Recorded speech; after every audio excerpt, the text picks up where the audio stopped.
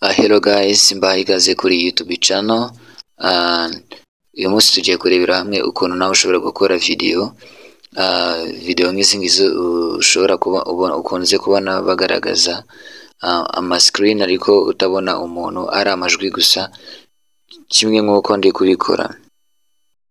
Rero izi video ukuntu zikorwa nta kundi, icyo usabwa ni ukuba ufite application bita Xrecorder. Xrecorder igufasha gukora video nk'uko nguko, ukaba wagira application werekana uvugaho, ukerekana cyane cyane nka bariya bakunze gukora video zigisha ukuntu wakorera amafaranga kuri ama application yagufasha gukorera amafaranga.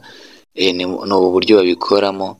So guys, nawe rero ushobora kuba wari ufite igitekerezo cy'ukuntu nawe wakora content washyira kuri YouTube ukaba utari uzi ukuntu wabikora.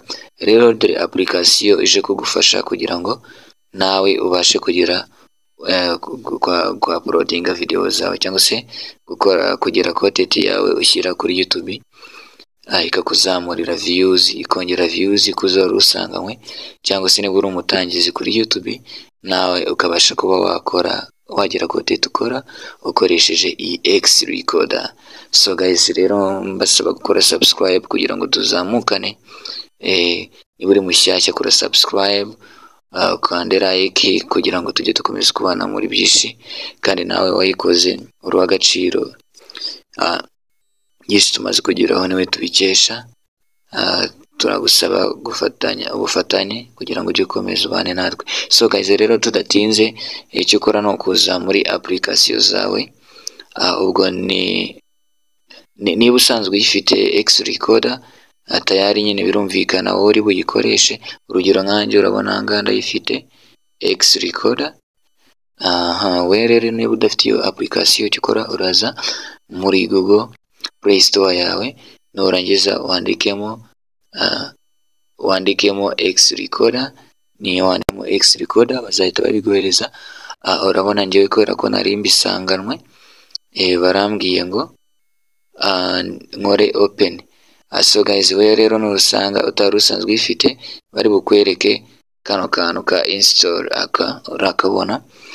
Nukabona rero icyo ukora urahita ugakandaho. Numara kugakandaho, ubwo nyine urategereza birodinge. Nibimara kurodinga barahita bakubwira ngo open. Barahita bakubwira ngo open. Nibakubwira ngo open, nawe icyo uzakora uzakanda open koko. Nusoza bazahita bakugeza kuri dashboard imeze gutya. So guys, rero icyo uzakora uzaza ahangaha hari setting, uzakora kwa kano kantu ka setting. Akangaka kantu kwa hirya urabona hari utuntu twishi. Akangaka kari kwa runo ruhande, akangaka gasobanuye video wagiye recordinga, zita ziza ahangaha. Iyo ufiteho video wa recordinze itiza.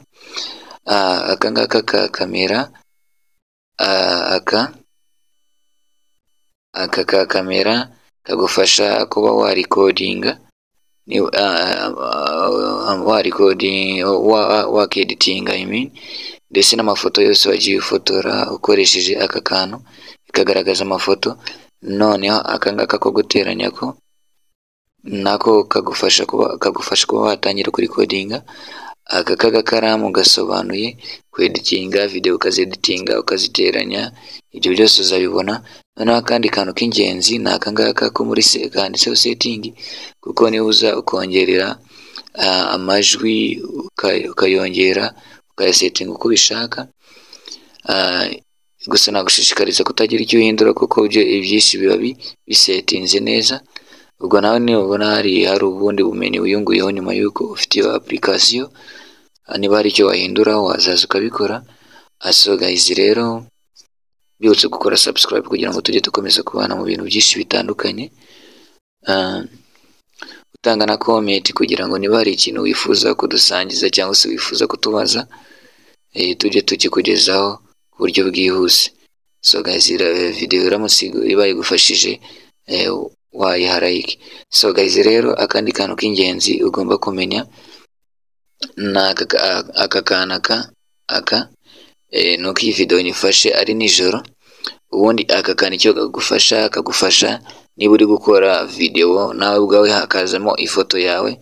Njyewe rero kubera ko mbikoze ari nijoro ntago urahita ubona ifoto yanjye, gusa uri bubone ikintu cy'umwijima. Wewe uzabikora ari ku manywa uzabibona. Aka kantu aka niko uzakoraho niba ugiye kuri kodinga, uzaza ugakandeho tayari. Urabona ko hano okay, nanjye mwabasha kumbona ndagaragara, nzi ko ntari bugaragara ariko murabona ko ndi bugaragare. Noneho iyo ushaka kukareba kukongera neza uraza ukakongereramo hano. Murabona ko bikunda cyane. Iyi video nyikoze nijoro cyane guys, munyihanganire. Gusa nyine urabona ko nta kidashoboka, birakunda. Nawe niba wifuza kuzajya ukora video nk'izi ngizi nawe wajya uzikora cyane. Urabona ko guys aka kantu nta kubwenge rwose ko utaratangira kugakoresha, ni igihombo gikomeye. So guys rero ndagushimiye ko wabashije kubana nanjye. Kora subscribe kugira ngo tujye dukomeza kubana. Aka ni akantu nari mbashije kubereka, nizere ko mwakabonye. Kariya rero kagufasha niba uri gukora ibintu nawe ubwawe ugashyiramo video, ugashyiramo ifoto ukajya ugaragara uri kubikora. Mubonye ko bikunda. N'akandi kantu k'ingenzi rero ugomba kumenya guys, ni aka kantu k'agakaramu. Aka gakaramu kaba kari hano, aka ngaka mubona hano, kariya rero ikindi kintu kagufasha urabona nk'uko nguko mba ndi kwerekana utu tuntu ndi kwerekana. Urabona niko kagufasha. Urugero urabona utu dukoresho utu muratubona, utu dutandukanye niho ukura za aro. Urabona aro ngiyi, iyi aro, iyi fresh nkoresha. Urabona naka ngaka ushaka gakoresha, urabona wakoresha naka.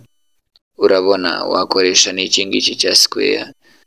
Ikindi kintu wakoresha n'utu tuntu okay, aka kantu kakazana kakanyuzaho, urabibona.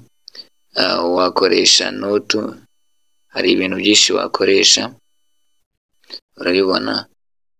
Hari n'ubundi buryo bwinshi wakoresha, n'uburyo bwinshi wewe uzaza uhitemo. N'aka ngaka kogo harimo utuntu twinshi cyane. So rero guys uzaza uhitemo akakunogeye. Gusa icyo ugomba kumenya nuko utu tuntu tugaragara tuboneka kora aha, kuri aka application, aka kantu k'agakaramu urakabona. So guys rero igihe uri kuri kodinga urabona aka kantu ndi kumuvinga gutya, uraza ukagakoraho. Iyo ugakozeho tayari bahita bakwereka options nyinshi. Ushobora urabona ko guhagarika video, cyangwa se kuyikupa. Aka k'umutuku cyane k'akazeru nako kuyikupa. None aka k'agakaramu ni hahandi ugakoraho kakahita kazana bwa bukoresho, murabubona. So guys mukore subscribe kugira ngo tujye dukomeza kubana. Okay, so guys aka ngaka rero ko ibintu gakora uzabibona ntago bikaze. Icyo usabwa ni uko downloading niba nawe wifuza kujya gukora video nk'izi ngizi.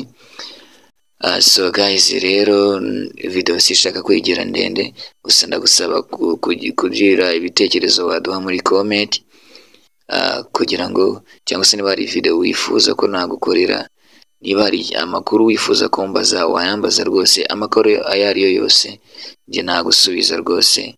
Uri umuntu w'agaciro rero ko ubashije kureba iyi video ikabigejeje ku mpera.